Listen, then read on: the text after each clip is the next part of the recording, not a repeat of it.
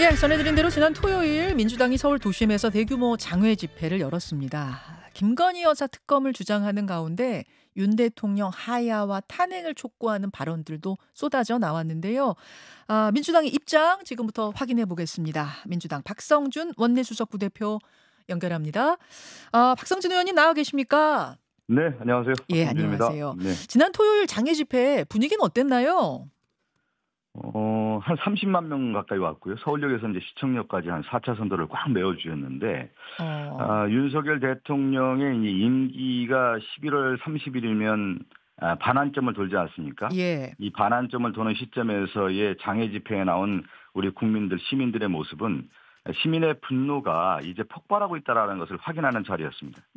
지금 뭐 경찰 추산은 17,000 데이터 분석해도 그러니까 이동량 데이터 분석해도 한 2만 명 정도다 뭐 이렇게 얘기 나오던데 추산하고 민주당 추산하고 데이터 추산하고 너무 다른 것 같아요. 원래 뭐 그렇게 항상 다르게 나오는 건데, 예. 그날 이렇게 보시면 알겠지만 서울역부터 시청역 이렇게 쭉 가는 거 보면 수많은 인파가 몰렸다라는 것은 분명한 사실 아니겠습니까? 저희는 그래서 추산으로 한 30만 명을 보고 있는 겁니다. 알겠습니다. 사실 이날 집회는 이제 원래부터 예정이 돼 있던 건데 지난 목요일에 윤 대통령과 명태균 씨 음성이 공개되면서 분위기는 예상했던 것보다 더 격앙된 분위기였다면서요. 네, 그렇죠. 아무래도 시민들이 이 국정농단이라고 보는 것 같고요. 더 이상 이렇게 무능하고 무도한 무책임한 윤 정권에 대해서는 좌시할 수 없다라고 하는 것이 민심의 반영이 그대로 드러났다고 볼 수가 있는 것이죠. 예. 그 공개된 육성 파일부터 좀 짚어볼 텐데 네네네. 취임식 전날에 명태균 씨와 대통령 사이의 대화. 이거는 뭐 충분히 저희가 들려드렸기 때문에 다시 들려드리진 않겠습니다만 이거 박 의원님 보시기에 공천 개입입니까? 아닙니까?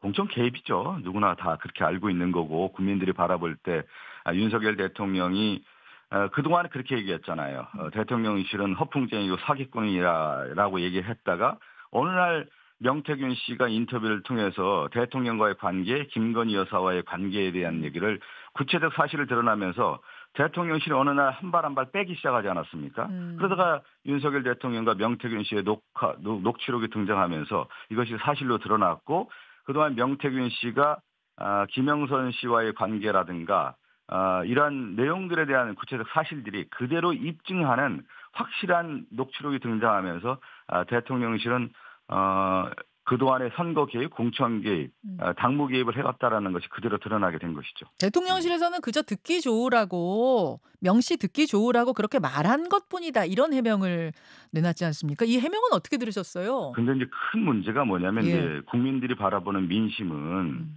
음, 그동안 윤석열 정권의 해명이라든가 여러 얘기들 어떤 일을 처리하는 과정에서 예. 있어서 정확한 국민을 바라보고 정도를 걷지 않는다는 거예요. 민심을 보고 가야 되는 건데 무슨 문제가 있으면 덮기 위한 거짓말로 일관되게 지금 왔단 말이죠. 그러니까 지금 국민들이 바라볼 때 대통령의 거짓말이라든가 명태균 씨가 그동안 관계에 있어서 절연했다고 했는데 예. 그 경선 이후에는 절연했다고 했는데 그동안에 또 연락했다고 하는 것이 녹취록을 통해 등장했고 그런데 대통령 취임 후에 또 연락을 하지 않았다고 했는데 취임 이후에도 명태균 씨의 또 녹취록을 보면은 연락한 것이 드러나지 않습니까? 저는 이러한 모습들을 볼 때 국민 앞에 정말 진실되게 입장을 이제는 대통령이 말씀할 때가 왔다고 봅니다. 그 지금 말씀하신 그 부분. 그러니까 네네. 취임식 전만의 문제가 아니라 취임 후에도 관계가 지속됐다는 걸 보여주는 새로운 녹취록 하나를 어제 민주당이 공개하셨어요. 네네네. 그거를 하나 좀 듣고 갈 텐데요. 2022년 6월 명태균 씨 음성입니다. 명태균 씨가 누군가한테 설명하는 음성인데 여러분 잘 들어보시죠. 대통령 전화로 통화 아직도 하고요. 대통령은 자기가 그거 안 한 사람을 안 봤죠. 아침에도 내 대통령한테 그 김영선 내가 영상 편집했더라 이거. 그 영상 내가 편집했고 앞에 그 사진 하나 넣고 그거 보내주는데 고생했다고 축하한다고. 라고 명태균 씨가 누군가한테 설명하는 거예요. 네네네. 예. 그럼 이게 대통령 취임 후에도 계속 전화를 하거나 뭔가 대화를 했다는 방증일까요? 이제 우리가 볼 때, 예. 명태균 씨가 그동안에 허풍쟁이라고 했지만 사실도 드러나지 않습니까? 그리고 김건희 여사와의 관련에 대한 내용들이 명태균 씨가 얘기를 함으로 인해서 이것은 지속적인 관계가 유지했다라는 것을 우리가 볼 수 있는 거고 그것이 명태균 씨의 입을 통해서 나타나는 거 아니겠습니까? 그 민주당에서는 아직 네. 다 열어보지도 못했을 만큼 많은 파일이 있다. 그리고 윤석열 대통령의 불법이 김건희 여사에 의한 것임을 보여주는 내용이 수두룩하다. 이렇게 밝히기도 했는데 네네네. 그러면 김 여사 육성도 확인이 된 건가요? 아니, 지금 많은 제보가 들어와 있고요. 예. 저희들이 그 검증하는 단계이다. 워낙 많은 노출가 있기 때문에 음. 그것을 하나하나 검증을 하고 확인을 좀 해야 되지 않겠습니까? 그렇기 때문에 상당히 오랜 시간이 걸리는 거고, 그리고 또 하나는 뭐냐면, 예. 김건희 여사와 관련된 내용들에 대한 전반적인 얘기들이 계속 나오고 있기 때문에 저희가 그런 내용들에 대해서 좀 추이를 지켜보면서 상황 대처를 하고 있는 겁니다. 예. 김 여사 지금 제보가 한 사람에게만 들어오는 게 아니라 여러 명한테도 들어오는 건가요? 여러 루트를 통해서 들어오는 것으로 저는 알고 있습니다. 예. 아. 그러니까 뭐 누구 뭐 운전기사네 아니네 뭐 이 한 A씨 하나가 아니라 여러 사람에게서 제보가 지금 쏟아져 들어오고 있어요. 일단은 강혜경 씨의 제보가 있었지 예예. 않았습니까? 또 예. 다른 분이 있었고 또 다른 분들을 통해서 지금 제보가 들어오는 것을 알고 있습니다. 총 몇 명 정도 되는 걸로 아세요? 그 제보를 그거는 저희들이 뭐 얘기할 수는 없는 거고요. 지금 제보가 계속 이어지고 있는 겁니다. 아, 그런 강 씨, 상황입니다. 강 씨, A 씨 말고도 더 있다 일단. 그렇죠. 아, 예. 그렇군요. 그렇다면 김 여사의 육성도 있을 가능성, 개연성이 크다고 보세요, 박 의원님? 그런 얘기는 저희들이 할 필요도 없는 거고요. 또 하나는 뭐냐면 예. 이 사건에 대한 명태균 씨 게이트가 나오면서 음흠. 명태균 씨가 도대체 여권에 있어서 지난 대선 과정과 지난 보궐선거, 지난 또 지방선거 이런 과정에서 어느 정도 영향력이 있었길래 이 정도 위치에서 위상에서 영향력을 발휘했느냐. 모든 분들이 의문점을 가지지 않았습니까? 예. 그런데 예. 그런 대통령과의 전화할 정도로 그것도 보면은 아주 명박사라고 했던 거 아니겠어요? 대통령도 그렇고 김건희 여사가 명태균 씨의 선생님이라고 할 정도의 위상이었다고 하면은 예. 그것이 그대로 드러나는 거고 그것을 누가 입증을 해줬느냐? 대통령과 명태균 씨의 전화 그 시점도 5월 9일 날 2022년 5월 10일 날 취임식인데 취임식 전날 예. 김영선을 공천하겠다라고 하는 것을 확인해줬다라고 하는 사실만으로도 예. 명태균 씨의 입증이 그대로 드러난 것이죠. 예. 네. 그런데 그 공개된 영상은 취임 전날이다. 즉 법적으로는 문제가 없는 취임 전날의 대화일 뿐이다. 이게 이제 친윤계 뭐 의원들 중심으로 나오는 얘기 아니겠습니까? 이 부분이 있기 때문에 제가 혹시 취임 후에 대통령 육성도 있는가, 뭐 김건희 여사 육성도 있는가 자꾸 여쭙게 되는 것 같습니다. 그거는요. 얼마나 대통령실이 불안하면 그렇게 얘기를 하겠어요. 이미 법적 문제를 운운하는 것 자체가 이미 개입했다라고 하는 것을 스스로 시인하는 거 아니겠습니까? 대통령 자체의 명태균 씨와의 그 녹취록을 보면은 예.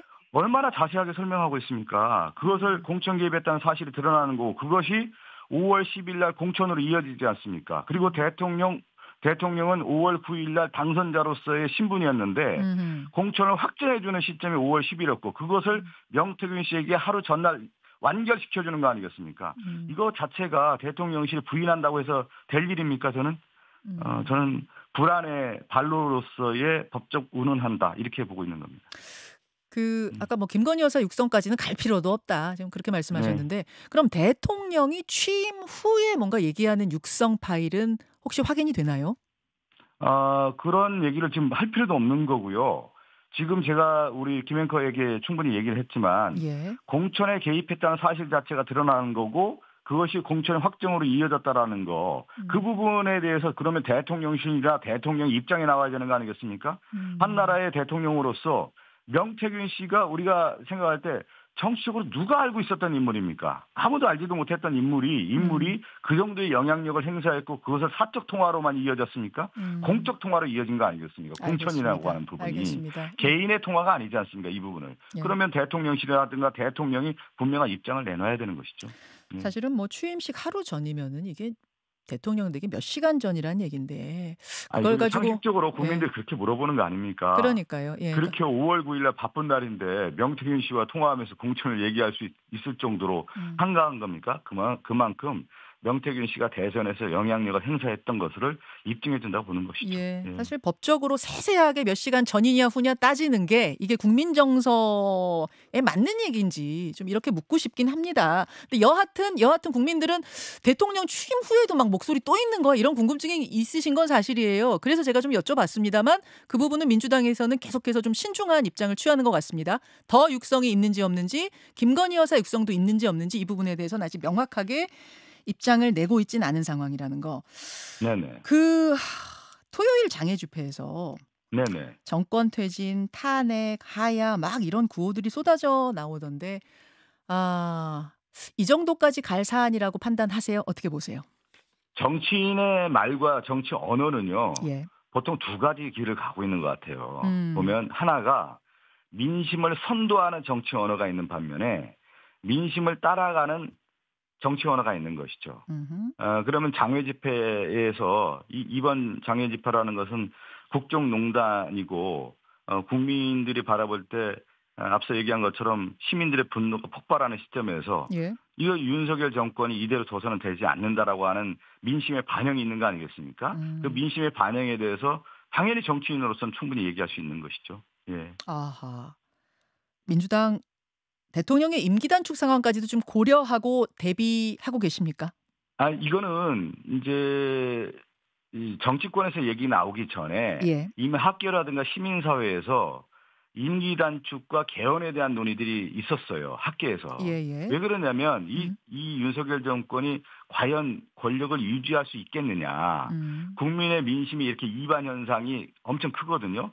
그러니까 민심의 척도를 바라볼 때 처음에 지식인의 이반이라는 게 있습니다. 근데 그 지식인들이 바라볼 때 윤석열 정권이 국민의 민심을 떠났고 국정 운영을 수행할 수 있는 자격이라든가 실력이라든가 콘텐츠라든가 이런 내용들이 전혀 없다 보니까 이런 상태에서 국가를 운영할 수 있는 상황인가라고 하는 것이 학계에서 많이 얘기 나오다 보니까 개헌 후 임기 단축 후 개헌이라는 논의들이 나왔는데 예. 정치권에는 아직까지 여기까지 오지는 않았던 것이죠. 안 왔었죠. 예. 지금 박 의원님 말씀은 이제 박 의원님이 또 정치학 박사시잖아요. 예. 그래서 아마 이쪽 부분을 좀 잘하시는 것 같은데 보통 흐름이라는 것이 학계에서부터 시작이 돼서 시민들에게로 가서 정치권까지 가게 되는 뭐 이런 방식으로 보통 흘러가나요? 민심의 흐름이? 그렇진 않죠. 왜 그러냐면 예. 지금 이제 예를 들면 탄핵과 임기 단축 후 개헌과 임기 단축이라고 하는 것은 전혀 다른 길이죠. 왜 그러냐면 국민들이 바라볼 때 탄핵이라고 하는 것은 정치권과 국민과 함께 가는 거고 예. 개헌 후 이런 문제는 예. 일반 시민의 영역에서 논의되는 대상은 아닌 것이죠. 그렇죠. 그게 완전히 다른 겁니다. 그러니까 하야라고 하는 국민에 있어서는 국민들이 이걸 요구할 수 있는 부분인데 예. 탄핵이라고 하는 것은 국회 차원에서 얘기하는 것이죠. 그렇죠. 국회 차원에서 법적인 절차를 받는 거고 예. 임기 단축과 개헌이라고 하는 논의는 국민들이 여기까지 어떤 조항이 있고 어떻게 되는지를 모르지 않습니까? 예. 그렇기 때문에 이것은 학계나 시민사회 영역에서 논의가 돼서 정치권으로 오고 이거 정치권이 다시 국민으로 가는 그러니까 루트가 좀 다르다고 좀 볼 수가 있는 것이죠. 지금 분위기는 어떻다고 파악하세요? 토요일에 분위기 느끼셨는데. 지금의 전국은 이렇게 되는 것이죠. 혼재돼 있다고 볼 수가 있는 막 혼재돼 있어요. 그 아이디어들이. 그러니까 하야라든가 탄핵이라든가 개헌 후 임기 단축이라든가 이런 것들이 다 혼재돼 있다고 볼 수가 있는 거고 정치의 스트럭처가 정치 구조가 좀 다른 게 2016년과 2024년은 좀 달라요. 왜 다르냐면 2016년 박근혜 정권에 대한 탄핵은 시민들이 모여서 정치권을 압박하면서 탄핵으로 이어졌던 국면입니다. 맞습니다. 그런데 2024년은 지난 총선에서 이미 국민들이 심판을 한 거예요. 윤석열 정권에 대해서. 그래서 야권에게 192석을 준 겁니다. 그래서 이거를 윤석열 정권에 대한 이 국정 실패에 대한 그 질책을 어디서부터 시작을 해야 되느냐. 이건 정치권에서부터 시작해야 하는 것이 지난 총선의 민심의 반영인 겁니다. 아, 이게 좀 다르다고 볼 수가 있는 것이죠. 지난 총선에 192석을 쥐어준 것이 정치권부터 나서라는 국민 명령이다 이렇게 보신다는 그렇게 말씀. 이제 해석이 가능한 것이죠. 그 말씀은 그럼 이제 지지율 10%대 되고 뭐 이런 녹취록 계속 나오면서 민심이 흉흉해지면 그러면 정치권에서부터 임기 단축론이라든지 개헌론이라든지 이런 게 시작될 수 있다 이 말씀이세요? 그것이 이제 국민들이 다시 이제 압박이 되는 것이죠. 이렇게 이제 맞물려 가는 것이죠. 그런 이제 그러니까 2016년의 예. 정치 상황은 예. 야당이 민주당이 123석밖에 되지 않았습니다. 예. 그러면 추동력이 전혀 없었다라는 거고 그런데 국민들이 바라볼 때 이거는 도저히 용납할 수 없구나라고 하는 면에서 국민들이 범국민 대회를 계속 이어갔던 거 아니겠습니까? 그러면서 정치권을 압박했다고 보면은 지난 총선에서 이미 2024년 4월에 윤석열 정권이 도저히 국정을 운영할 수 없다라고 하는 심판이 이미 이루어진 것이죠. 사실은. 네. 더 이상 국정 운영을 할 수 없다는 심판이 총선 때 이루어졌다. 정치권이 나서라라는 명령으로 받아들인다. 명령을 좀 내린 것이죠. 사실은. 그럼 민주당은 임기 단축, 개헌 이런 움직임 더 적극적으로 추진하실 겁니까? 이제 이렇게 되는 것이 그렇기 때문에 예. 이것이 이제 국민들이 지난번 장애 집회와 더불어서 예. 이제 국민들의 목소리가 더 크게 반영되기 때문에 예. 우리 민주당 그러한 목소리에 완전히 벗어날 수는 없는 것이죠. 사실은. 그렇기 때문에 지난 집회에서 많은 얘기들이 나온 거 아니겠습니까? 정치권에서 이미 이제 제가 얘기한 것처럼 루트가 전혀 다른 루트들이 혼재돼서 지금 얘기가 되고 있다. 알겠습니다. 그렇게 방향을 지금 보고 계시는군요. 예. 근데 이제 국민의힘의 시각은 조금 다릅니다. 이번 장애 집회가 그리고 민주당이 지금 끌어가는 민심의 방향이 이재명 대표 선고를 앞두고 벌이는 일종의 방탄 집회, 방탄 선동 뭐 이런 거 아니냐라고 말합니다. 뭐라고 답하시겠습니까? 정말 궁색하죠. 그러면 이러한 명태균 씨의 등장이라든가 김건희 여사와 관련된 특검이 필요하다라고 국민들이 70% 이상 이렇게 요구하고 있는 것이 이재명 대표와 어떤 상관성이 있습니까? 저는 상관성이 없고 오히려 지금 국민들이 요구하는 것은 윤석열 대통령과 윤석열 정권이 김건희 여사를 방탄하고 있다. 이거 보고 있기 때문에 이렇게 많은 시민들이 분노하고 있는 거 아니겠어요? 왜 전혀 다른 길을 이렇게 가고 있는지 모르겠습니다. 추경호 원내대표가요. 어제 그런 말씀하시더라고요. 녹음 입수한 거 있으면은 빨리 다 공개해라. 40부작 드라마도 아니고 그렇게 흥행 겨냥해서 정쟁할 일이 아니다. 이런 말을 했는데 뭐 다 한 번에 좀 공개하라는 것에 대해서 어떻게 생각하십니까? 아니 녹음도 그렇고 그거는 우리 민주당이 판단하는 거고요. 추경호 대표가 언급할 사항도 아니고 지금 추경호 대표가 40부작 드라마 얘기했는데 국민들이 바라볼 때 지금 40부작 드라마를 초월하는 내용이 명태균, 김건희 여사를 통해서 지금 등장하고 있는 거 아니겠어요? 그 하우스 오브 카드라는 미국의 미니 시리즈가 있어요. 유명한 정치 드라마인데. 맞습니다. 지금 김건희 여사, 명태균의 이 등장이 특히 명태균의 등장이 미국 드라마 하우스 오브 카드를 능가하고 있는 거 아닙니까? 아니 그 얘기들을 보십시오. 궁중에서 이루어지는 정치라고 하는 것이 어떻게 이런 일이 이루어질 수 있느냐라고 하는 부분을 지금 국민들이 바라보고 있는 거 아니에요? 박 의원님, 1분 남았는데요. 대통령 지지율이 상당히 지금 떨어졌는데 이게 지금 윤 대통령 음성 공개 전에 이루어진 조사예요. 이거 반영되면 다음 주에는 어느 정도 예상하세요?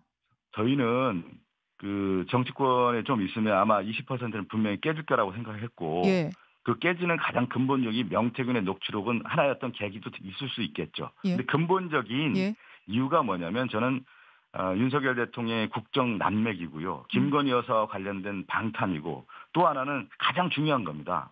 거짓말을 하면서 국민의 신뢰를 잃었다라고 하는 것이 가장 큰 민심의 이반인 겁니다. 이거를 알아야지 무슨 하나하나 계기를 가지고 얘기하면은 설명이 안 되는 겁니다. 10%대도 혹시 깨질 거라고 보세요?